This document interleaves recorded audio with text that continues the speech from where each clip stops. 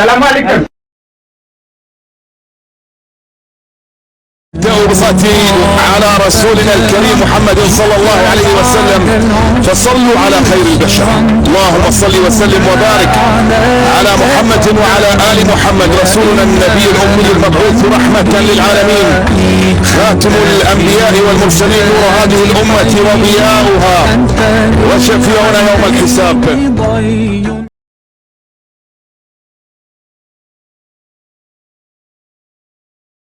في البداية خوتي عندي ملاحظة صغيرة. على بالكم اليوم، على بالك لاحظتوا بلي كل واحد عنده التليفون اليوم والنهار كامل، والناس تصور واحد قدام الطبيعة، الاخر قدام المتاحف، زعما دوفون دي تروك شابين، زعما باش تقول بلي زعما انا شوف انا واعر، انا تصورت زعما قدام لا طور ايفل ولا قدام مقام الشهيد ولا كشعفسه هكا.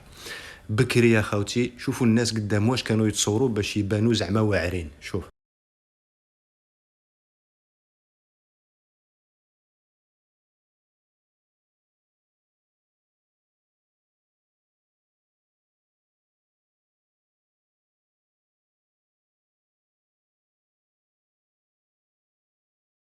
لكم دائما نتحراو المعلومات اللي هي صحيحه، وما نبقاوش ندخلوا في النقاشات وفي الجدالات في المقاهي حول الموضوع اننا نحن افضل من الجزائر، عندنا الترامواي وهما ما عندهمش، حنا عندنا هذه وما ما عندهمش. راه الاشياء اللي عندنا راه يمكن هما عندهم الاضعاف منها. اخوتي المغاربه باش نكونوا صراحه وخير دليل، ما نبقاوش نقولوا حنا احسن. باش حنا احسن من الجزائر الله اعلم، باش حنا احسن من الجزائر ما عرفتش انا. على اليوم تقول لي خاصك تقول اننا احسن من الجزائر. باش احسن من الجزائر نكذبوا؟ باش حنا احسن من الجزائر خوتي المغاربه؟ باش حنا احسن من الجزائر؟ انا ما عرفتش شي حاجه باش انا غادي نخرج ونتكلم ونقول حنا التروما. حنا عندنا غير في الرباط وفي الدار البيضاء، هما عندهم تقريبا 7 مدن او 8 مدن داخل الجزائر. تجيني عندهم ما بغيتش نتكلم على شي حاجه اللي كتدخل الموضوع موضوع اخر. عندهم اشياء كثيره وكثيره ايجابيه ما عندناش حنايا في المغرب.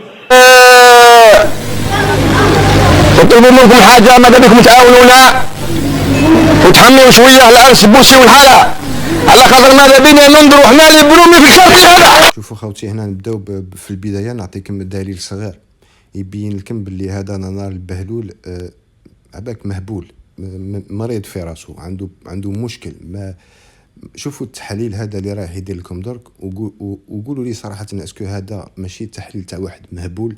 باسكو لازمك تكون مهبول، ولا الناس اللي راك تهضر معاهم مهابيل باش تقدر تخرج كلمات كيما هادو. واكثر من هذا الكاميرا دايرين واحد الطريقه، راه ما داروش الطرقان، ما كيخليوش الجزائريين يمشيو في الطرقان. داير لهم ديك الطيارات ديال العشيه تما، طلع شوف تا وجدتك واش تقدر توصل ولا ما توصلش. دايرين لهم هذه القضيه، ما داروش الطرقان باش ما يعرفوش بعضياتهم. راه خطير، خاصها تقرا هاد الحوايج هادو، دوك المصدعين اللي تما كيخرج ديالهم يقراو هاد المساله. علاش ما كاينش الطرقان في الجزائر؟ علاش؟ هذا استاذ جامعيه قال لهم في الجزائر ما كانش الطرقان. انا مانيش اختصاصي في العربيه، ولكن على حساب فهمتي انا جمع طريق ماشي طرقان، ولكن ما عليناش. قال لهم يديروا لهم الطيارات على العشيه. اي والله العظيم ما فهمتش انا خوتي هذا كيس كيلا دون لا تيت البنادم هذا خوتي. قال لك الطرقان ما كانش، ولكن داروا لهم الطيارات على العشيه. فهمت خوتي؟ رغم ان الجزائر افريقيا لو ريزو روتي هو الثاني في افريقيا من بعد جنوب افريقيا، وهذا عامل المخزن قال لهم الطرقان ما كانش. باش الجزائريين قال لك باش الجزائريين ما يتلاقاوش مع بعضهم. أنا والله هذا كل يوم قلت لكم، كل يوم يتضح بأن هذا الإنسان جاهل. كيفاش واحد أستاذ جامعي وزعما خبير في الزمياطي يقول لك الطرقان؟ ما أنا عمري ما شفتها خوتي. تروح والله تروح تشوف واحد يبيع في الكاروط عنده طابلة دخان برا، تقولوا كيفاش؟ يقول لك الطرق. فرنسا ضاعت، خرجوا على الكبرانات. الحضور ديال فرنسا في السوق الافريقيه ما بقاش كيتجاوز 4%، اقل من 4%. المغرب دار واحد الاشاره، المغرب قال بانه القضيه ديال البرلمان الاوروبي والقضيه ديال بيغاسيوس هادشي هذا كيفاه؟ البرلمان الاوروبي والقضيه ديال بيغاسيوس هادشي هذا قال لك ما عندها علاقه بالحكومه الفرنسيه. يريد العمليه ديال اعاده بناء هذاك التوازن هنا وهنا. Les scandales au Parlement européen, les sujets d'écoute qui ont été révélés par la presse, est-ce que c'est le fait du gouvernement de la France? Non. شفتوا عميل المخزن يا خوتي ما يقدرش يتغمق في الموضوع باسكو حاجه تضر المخزن ما يهدرش عليها، ما يقدرش يا خوتي. شحال وحنا نقول لكم باللي المشكل اللي كاين بين لا فرنسا والمخزن هي قضيه بيغازوس. العياشي يقول لكم بيغاسوس وهذيك الحكايه تاع باش تشوفوا باللي كومون زعما يباس في الموضوع كوم سي كي ريان دو تو. ما هي لو كان جيت محلل انت تاع الصح وماشي عامل المخزن لو كان تدخل في الموضوع، باسكو مادام لو بريزيدون تاع لا فرنسا قال لكم باللي كاينه بيغازوس وكاينه القضيه تاع اوروبيه هذيك، معناتها بلي هادو مواضيع مفروغ منها، سي كونو اي ريكونو. ما تقدرش تقول لي وحنا خاطينا وحنا ما درناش. السيد راه على بالو قال لكم باللي راكم درتو بيغازوس. اخرج انت المخزني وقول له الماكرون وعلاش تقول وما عندكش الادله وما عندكش هذيك الغايطه اللي تضلوا ديروا فيها يا المخزنيه. ما تقدروش باسكو على بالكم.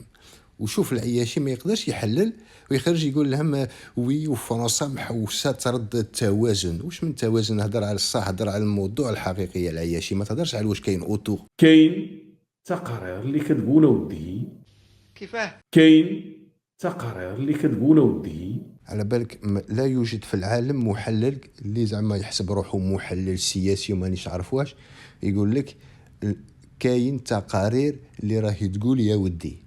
هذه الجملة تلقاها غير عند هذا عميل المخزن يا خوتي. على بالك تروحوا تشوفوا بنت سور يوتيوب دايره اون انفلونسوز باغ اكزومبل تهضر لك على قرعه ريحه، تجبد لك القرعه الريحه وتوريها لك. تهضر لك على شي با موا على ان فاز، تجيب لك الفاز وتوريه لك. وهذا العميل المخزن محلل سياسي قال لك المعلومات راهي تقول والتقارير راهي تقول يا ودي. على المستوى تاع المخزنيه والعياشه يا خوتي اون اسكو ميريت دون لا في ان فات بانه راه البوليزاريو ولا فرع ديال حزب الله، الذراع ديال ايران. تلاحظوا باللي حكايه البوليزاريو هادو البوليزاريو مساكن هذا المخزني سيا فيهم كلش كيما حنا مع ايران سي لا ميم هيستوار يا خوتي.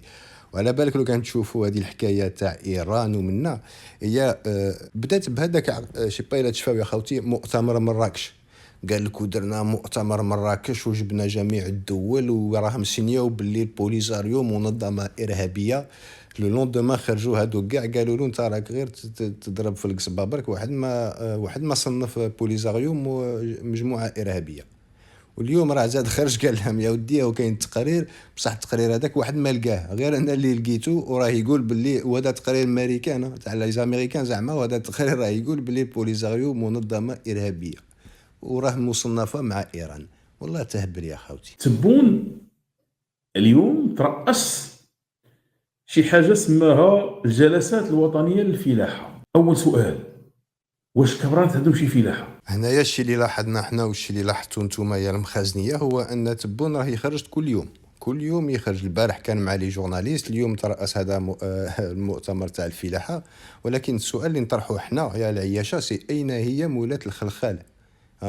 تبان غير من الموسم ياك راح دا صدق هذاك الفوسفات اللي سرقتوه ومن بعد وين راه قال غير كي يدخل الزريبه يقول لهم راني مريض. ذيك الخطره دخل من فرنسا الزريبه قال لهم جي كورونا فيروس بعدوا مني. اليوم راح فيشت هذيك مع هذاك تاع افريقيا وجا وقال لهم نو راني جي لا غريب بعدوا مني. العياشه بركه كما ضحكوا على العياشه ديال الشيعه. العقيده ديال الشيعه كتحاول انها تخترق المغرب كي ياخذ معاه واحد الصراع اللي هو جيوديني. إمارة المؤمنين كتوقف ضد إيران باش ما تنشرش التشيع في إفريقيا وغيرها. كاين هذا الصراع منذ سنوات. على بالك هذه ايضا خاوتي خزعبلات. هذا ماشي محلل كما قلت لكم، هذا يحرف التحاليل باش يدخل العياشه الشك دون لوغ تيت يا خاوتي. قال لهم المغرب وإمارة المؤمنين دي حرب جيوديني مع إيران.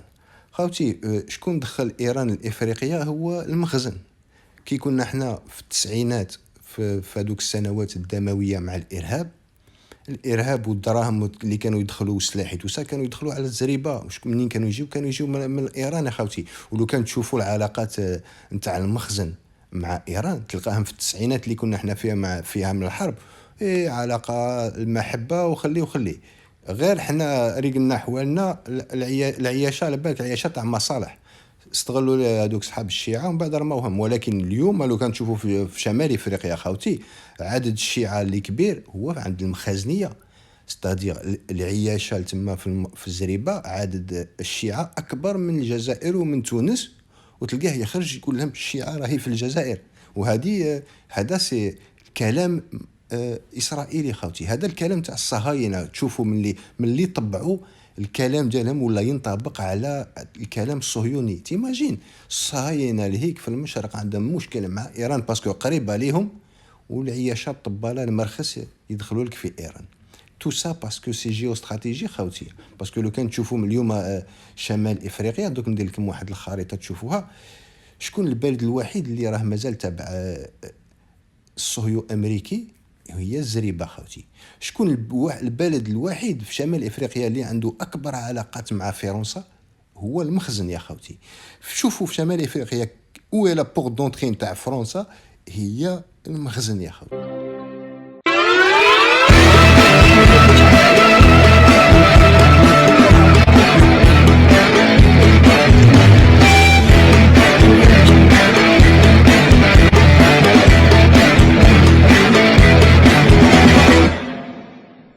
سلعة كتامة ترقد العياشة إلى يوم القيامة. مشروبات سيدهم.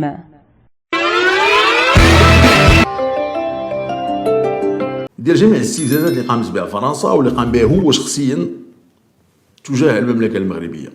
الآن خرج ويخرج بشكل صريح ويتوسل لجلالة الملك محمد السادس من أجل إعادة العلاقات إلى نصابها. أنا جبت لكم اليوم هذا طارق كذاب أخوتي باش تشوفوا الفرق بين واش قال بايزومبل السيد والتحليل تاع المخازنيه خوتي.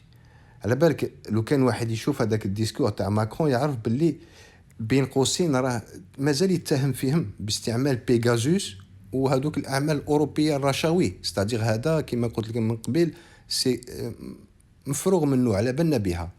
العياشي خرج قال لك نو في الخطاب هذاك راه يتوسل للزريبه. والله تكذب يا خوتي باش تشوفوا باللي راهم يهضروا مع حيوان. لو كان جاي يهضر مع واحد واعي قاري ما تقدرش تخرج تقول له هذه الهضره. غنقول لك واحد الكلمه اللي هي مهمه واخا تقدر تبان لك انت مبالغ فيها. فرنسا الان وصلت للدرجه ديال الركوع امام المغرب. والله العظيم يدوخني هذا الانسان هذا كبير. لان ملي كيولي ما كيكونش عندك الجرأه باش انك تحمل المسؤوليه ديال واحد الفعل، هذه أسوأ حاجه يمكن توقع لك. تقوم بواحد الخطوه ومن بعد تقول ماشي انا. الا عندك موقف ثابت وقادر عليها كتخرج وكتحدى الطرف الاخر، كتقول له المساله درتها واتحمل مسؤوليتي. لكن فرنسا بديك الفجعه الخاويه ديالها وديك انا وصلوا الان ولا ماكرون خرج بنفسه وكيتبرع وكيطلب من جلاله الملك شوف دير معايا شي حل. شفتوا هذه هي الطريقه تاع العياشه. على بالك واحد مخزني، على بالك ما عندك الادله والاوراق وكل شيء بالدليل وتبين له باغ ا بلس بي واش راك تقول فيه راه غلط، يلقى لك الطريقه كيفاش يقلب لك التروك باش يهب لك اون فيت على بالو بروحو بلي راه غلط مي ما يستعرفش ويبقى يتهرب لك. على بالك شوفوا قال لهم لو كان جات فرنسا عندها الجرأة ومنا تريح وتستعرف بواش دارت. ولكن في الحقيقه سي با كوم سا خوتي. يا العياشي علاش تقلب الادوار؟ في الحقيقه انت اللي لازمك تستعرف. ياك استعملت بيغازوس وخرج قال لك راك استعملت بيغازوس، خرج قول له وي استعملتها وفوالا. قالوا لك رشيت الاوروبيين وقال لك بلي راك راشي الاوروبيين وحنا لا فرنسا خاطينا. اخرج وقول انا رشيت. ما تقدرش تخرجوا باسكو مرخص. محور ثاني، المغرب الان ينتصر على البرلمان الاوروبي. نعم غنهضروا على موضوع اللي هو مهم جدا هنا ايضا يا خوتي. اللي حاب يضحك يوجد روحه باسكو على بالك لو كان كيتسمعوا يقول لهم العياشه المغرب ينتصر على البرلمان الاوروبي، تحسب باللي كانش قرار خرج من عند تريبونال ولا ان تروك كوم سا اللي يقول باللي زعما كوم كوا البرلمان الاوروبي هذوك القرارات اللي اتخذت ضد المخزن والرشاوي تاع المخزن زعما يسون با فالابل. وفي الحقيقه هي واحد الحكايه على بيان قال لهم واحد العياشين نتوما تعرفوا غير تنفخوا حوايج ما فيهم والو. دابا تعقد المؤتمر الحقوقي الدولي الاول، الهضره على الاول يلا غيبداو واحد السلسله ديال المؤتمرات والتحركات. اسمع مزيان، هذا المؤتمر تعقد في مدينه القنيطره ضد القرار ديال البرلمان الاوروبي، شارك فيه اكثر من 200 مشارك.